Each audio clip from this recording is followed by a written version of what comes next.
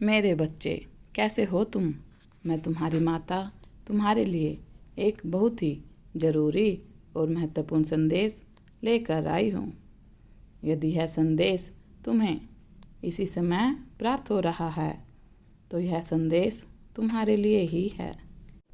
मेरे बच्चे, कभी कभार तुम ऐसा कार्य कर बैठते हो जिसका जवाब मुझे देना ही पड़ता है।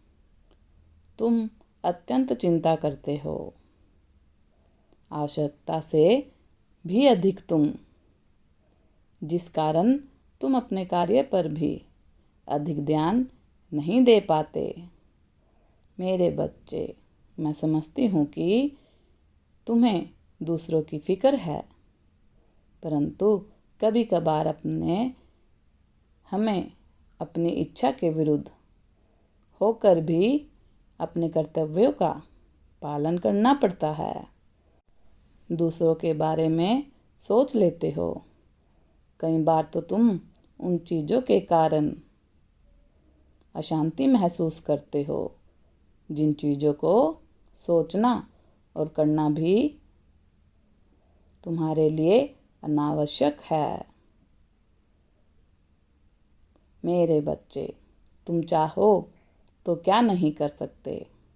बस तुम्हें दूसरों की अत्यधिक चिंता छोड़कर अपने कार्यों को केवल इसीलिए करना चाहिए कि वह तुम्हारे कर्तव्य हैं। ईश्वर सभी को किसी न किसी कर्तव्यों के साथ संसार में बांध देते हैं, जिन्हें हम सभी को इसी जन्म में पूरा करना पड़ता है। अवश्य एक स्तर पर आकर उन कर्तव्यों का पालन करना पड़ता है। हमारा मन ऊब जाता है, परंतु जो कार्य हम सबको ईश्वर ने दिया है, क्या उन्हें पूरा करना हमारी जिम्मेदारी नहीं है? यदि है तो हमें किसी भी कार्य से मुकरना नहीं चाहिए। बस यह ध्यान रखना चाहिए कि जो हम कर रहे हैं हमारे प्रभु के अंशों के लिए कर रहे हैं। हमारा मन ऊब जाता है, लेकिन वास्तव में हम अनजाने में भी सब ईश्वर के लिए ही करते हैं। मेरे बच्चे, यदि यह बात हम जान कर करें तो हमारे हर कार्य में आनंद की लहर होगी। चिंता लेश मात्र भी नहीं रहेगी और हम हर विकारों से मुक्त होकर परमानंद की अनुभूति कर सकते हैं।